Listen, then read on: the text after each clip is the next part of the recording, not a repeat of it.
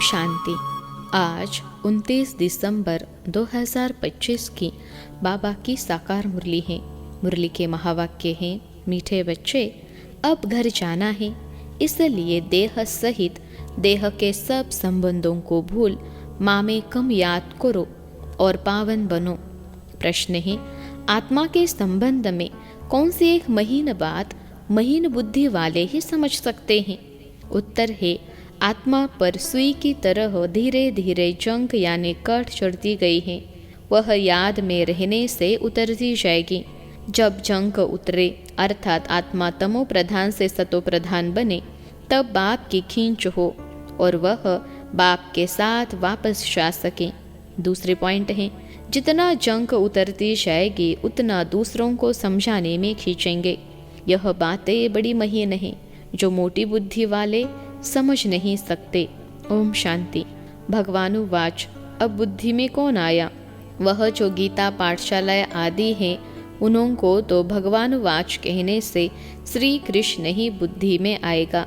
यहाँ तुम बच्चों को तो ऊंचते ऊंच बाप याद आएगा। इस समय यह है संगम युग पुरुषोत्तम बनने का।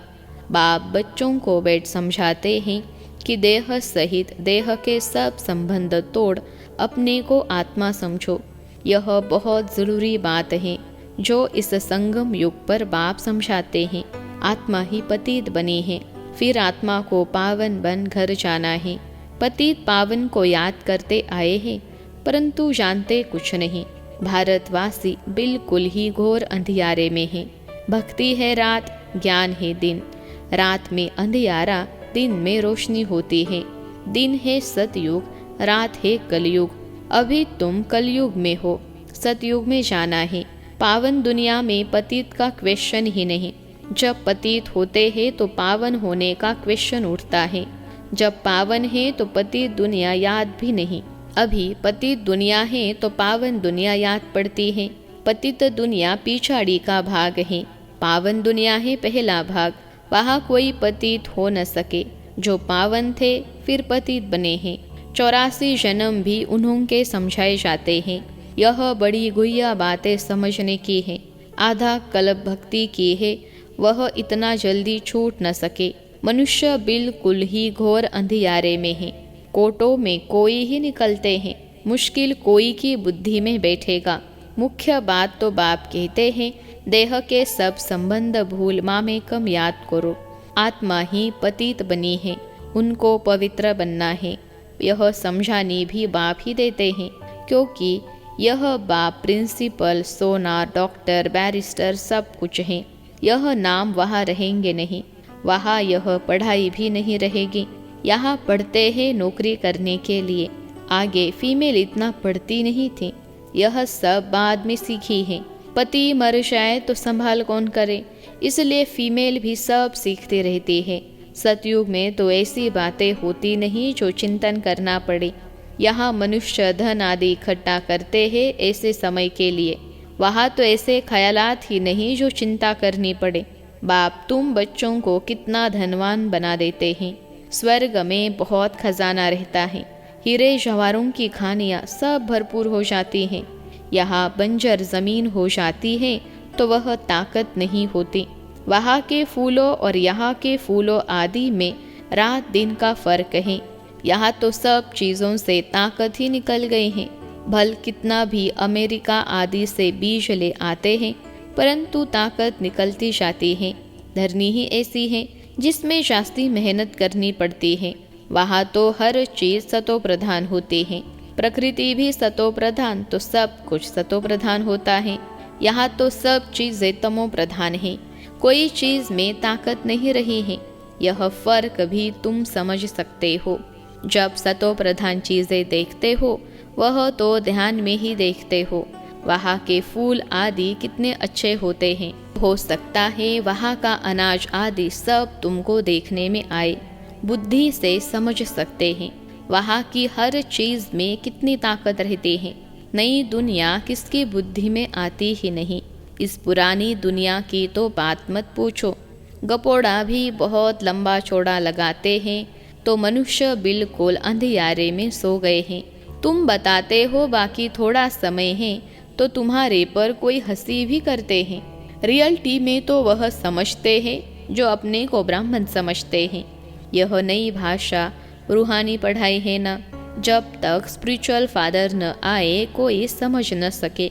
स्पिरिचुअल फादर को तुम बच्चे जानते हो, वो लोग जाकर योग आदि सिखाते हैं, परंतु उन्हों को सिखलाया किसने? ऐसे तो नहीं कहेंगे स्पिरिचुअल फादर ने सिखाया। बाप तो सिखलाते ही रूहानी बच्चों को है। तुम संगम युगी ब्राह्मण ही समझते हो। ब्राह्मण बनेंगे भी वह जो आदि सनातन देवी देवता धर्म के होंगे। ब्राह्मण तुम कितने थोड़े हो। दुनिया में तो किस्म किस्म की अथाह जातियाँ हैं। एक किताब ज़रूर होगा जिससे पता लगेगा कि दुनिया में कितने धर्म, कितनी भाषाएं हैं। तुम जानते हो यह सब नहीं रहेंगे। सतयुग में तो एक धर्म, एक भाषा ही थी। सृष्टि चक्र को तुमने जाना है तो भाषाओं को भी जान सकते हो कि यह सब रहेंगे नहीं। इतने सब शांति धाम चले जाएंगे। यह सृष्टि का ज्ञान अभी तुम बच्चों को मिला है। तुम मनुष्यों को समझाते हो, फिर भी समझते थोड़े ही हैं। कोई बड़े आदमियों से ओपनिंग भी इसलिए कराते हैं क्योंकि नामी ग्रामी है, आवाज़ फैलेगा। वाह, प्रेसिडेंट, प्राइम मिनिस्टर ने ओपनिंग की। यह बाबा जाए तो मनुष्य थोड़े ही समझेंगे। परमपिता परमात्मा ने ओपनिंग की, मानेंगे नहीं। कोई बड़ा आदमी, कमिश्नर आदि आएगा तो उनके पीछे और भी भागेंगे। इनके पीछे तो कोई नहीं भागेगा। अभी तुम ब्राह्मण बच्चे तो बहुत थोड़े हो। जब मेजॉरिटी होंगे तब समझेंगे। अभी अगर समझ जाए तो बाप के पास भागे। एक ने बच्ची को कहा था कि जिसने तुमको यह सिखाया, हम डायरेक्ट क्यों न उनके पास जाएं? परंतु सुई पर कट लगी हुई है तो चुंबक की कशिश कैसे हो? कट जब पूरी निकले तब चुंबक को पकड़ सके। सुई का एक कोना भी कट चढ़ी हुई होगी तो उतना खींचेगी नहीं। सारी कट उतर जाए वह तो पिछाड़ी में जब ऐसे बनेंगे फिर तो बाप के साथ वापिस जाएंगे। अभी तो फुरना यानी फिक्र है कि हम तमो प्रधान हैं, कट चढ़ी हुई है। जितना याद करेंगे उतना कट साफ होती जाएगी। आहिस्ते आहिस्ते कट निकलती जाएगी। कट चढ़ी भी आहिस्ते आहिस्ते है ना, फिर उतरेगी भी ऐसे। जैसे कट चढ़ी है वैसे साफ होनी है, तो उसके लिए बाप को याद भी करना है। याद से कोई की जास्ती कट उतरती है, कोई की कम। जितना जास्ती कट उतरती होगी उतना वह दूसरे को समझाने में खींचेंगे। यह बड़ी महीन बातें हैं, मोटी बुद्धि वाले समझ न सके। तुम जानते हो राजाई स्थापन हो रही है। समझाने के लिए भी दिन प्रतिदिन युक्तियाँ निकलती रहती है। आगे थोड़े ही पता था कि प्रदर्शनियाँ, म्यूजियम आदि बनाएंगे। आगे चल हो सकता है और कुछ निकले। अभी टाइम तो पड़ा है, स्थापना होनी है। हार्ट फेल भी नहीं होना है। कर्मेंद्रियों को वश नहीं कर सकते हैं तो गिर पड़ते हैं। विकार में गए तो फिर सुई पर बहुत कट लग जाएगी। विकार से जास्ती कट चढ़ती जाती है। सतयुग त्रेता में बिल्कुल थोड़ी, फिर आधा कल्प में जल्दी जल्दी कट चढ़ती है, नीचे गिर पड़ते हैं। इसलिए निर्विकारी और विकारी गाया जाता है। वाइसलेस देवताओं की निशानी है ना। बाप कहते हैं देवी देवता धर्म प्राय लोप हो गया है। निशानियाँ तो है ना, सबसे अच्छी निशानी यह चित्र है। तुम यह लक्ष्मी नारायण का चित्र उठाए परिक्रमा दे सकते हो, क्योंकि तुम यह बनते हो ना। रावण राज्य का विनाश, राम राज्य की स्थापना होती है। यह राम राज्य, यह रावण राज्य, यह है संगम। ढेर की ढेर पॉइंट्स हैं। डॉक्टर लोगों की बुद्धि में कितनी दवाइयाँ याद रहती हैं। बैरिस्टर की बुद्धि में भी अनेक प्रकार की पॉइंट्स हैं। ढेर टॉपिक्स का तो बहुत अच्छा किताब बन सकता है। फिर जब भाषण पर जाओ तो पॉइंट्स नज़र से निकालो। शुरूढ़ बुद्धि वाले झट देख लेंगे। पहले तो लिखना चाहिए, हम ऐसे ऐसे समझेंगे। भाषण करने के बाद भी याद आता है ना, ऐसे समझाते थे तो अच्छा था। यह पॉइंट्स औरों को समझाने से बुद्धि में बैठेगी। टॉपिक्स की लिस्ट बनी हुई हो, फिर एक टॉपिक उठाए अंदर में भाषण करना चाहिए या लिखना चाहिए। फिर देखना चाहिए सब पॉइंट्स लिखी हैं जितना माथा मारेंगे उतना अच्छा है। बाप तो समझते हैं ना यह अच्छा सर्जन है, इनकी बुद्धि में बहुत पॉइंट्स हैं। भरपूर हो जाएंगे तो सर्विस बिगर मज़ा नहीं आएगा। तुम प्रदर्शनी करते हो, कहाँ से 2-4, कहाँ से 6-8 निकलते हैं, कहाँ तो एक भी नहीं निकलता है। हजारों ने देखा, निकले कितने थोड़े। इसलिए अभी बड़े बड़े चित्र भी बनाते रहते हैं। तुम होशियार होते जाते हो। बड़े बड़े आदमियों का क्या हाल है वह भी तुम देखते हो। बाबा ने समझाया है, जांच करनी है, किसको यह नॉलेज देनी चाहिए, रग देखनी चाहिए जो मेरे भक्त हो। गीता वालों को मुख्य बात एक ही समझो, भगवान ऊंचते ऊंच को ही कहा जाता है, वह है निराकार। कोई भी देहधारी मनुष्यों को भगवान नहीं कह सकते। तुम बच्चों को अभी सारी समझ आई है। सन्यासी भी घर का सन्यास कर भागते हैं, कोई ब्रह्मचारी ही चले जाते हैं। फिर दूसरे जन्म में भी ऐसे होता है। जन्म तो जरूर माता के गर्भ से ही लेते हैं। जब तक शादी नहीं की है तो बंधन मुक्त है। इतने कोई संबंधी आदि याद नहीं आएंगे। शादी की तो फिर संबंध याद आएंगे। टाइम लगता है, जल्दी बंधन मुक्त नहीं होते। अपनी जीवन कहानी का मालूम तो सबको रहता है। सन्यासी समझते होंगे, पहले हम गृहस्थी थे, फिर सन्यास किया। तुम्हारा है बड़ा सन्यास, इसलिए मेहनत होती है। वह सन्यासी बभूत लगाते, बाल उतारते, वेश बदलते। तुम्हें तो ऐसा करने की दरकार नहीं। यहाँ तो ड्रेस बदलने की भी बात नहीं। तुम सफ़ेद साड़ी नहीं पहनो तो भी हर्जा नहीं। यह तो बुद्धि का ज्ञान है। हम आत्मा हैं, बाप को याद करना है, इससे ही कट निकलेगी और हम सतो प्रधान बन जाएंगे। वापिस तो सबको जाना है। कोई योग बल से पावन बन जाएंगे, कोई सजा खाकर जाएंगे। तुम बच्चों को जंग उतारने की ही मेहनत करनी पड़ती है, इसलिए इनको योग अग्नि भी कहते हैं। अग्नि से पाप भस्म होते हैं, तुम पवित्र हो जाएंगे। काम चिता को भी अग्नि कहते हैं। काम अग्नि में चलकर काले बन जाते हैं। अब बाप कहते हैं गोरा बनो। यह बातें तुम ब्राह्मणों के सिवाय कोई की बुद्धि में बैठ नहीं सकती। यह बातें ही न्यारी हैं। तुमको कहते हैं, यह तो शास्त्रों को भी नहीं मानते, नास्तिक बन पड़े हैं। बोलो, शास्त्र तो हम पढ़ते थे, फिर बाप ने ज्ञान दिया है, ज्ञान से सद्गति होती है। भगवानुवाच, वेद उपनिषद आदि पढ़ने, दान पुण्य आदि करने से कोई भी मेरे को प्राप्त नहीं करते। मेरे द्वारा ही मेरे को प्राप्त कर सकते हैं। बाप ही आकर लायक बनाते हैं। आत्मा पर जंक चढ़ जाती है, तब बाप को बुलाते हैं कि आकर पावन बनाओ। आत्मा जो तमो प्रधान बनी है, उसे सतो प्रधान बनना है। तमो प्रधान से तमो, रजो, सतो, फिर सतो प्रधान बनना है। अगर बीच में गड़बड़ हुई तो कट चढ़ती जाएगी।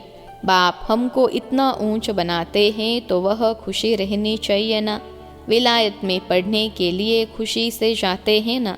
अभी तुम कितना समझदार बनते हो। कलयुग में कितना तमो प्रधान बेसमझ बन पड़ते हैं। जितना प्यार करो उतना और ही सामना करते।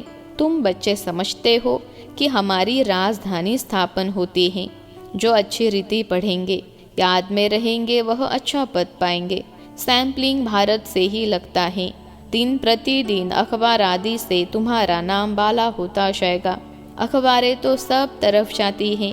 वही अखबार वाला कभी देखो तो अच्छा डालेगा, कभी खराब, क्योंकि वह भी सुनी सुनाई पर चलते हैं ना। जिसने जो सुनाया वह लिख देंगे। सुनी सुनाई पर बहुत चलते हैं, उसको परमत कहा जाता है। परमत आसुरी मत हो गई। बाप की है शुरी मत। कोई ने उल्टी बात बताई तो बस आना ही छोड़ देते हैं। जो सर्विस पर रहते हैं उन्हों को सब मालूम रहता है। यहाँ तुम जो भी सेवा करते हो, यह है तुम्हारी नंबर 1 सेवा। यहाँ तुम सेवा करते हो, वहाँ फल मिलता है।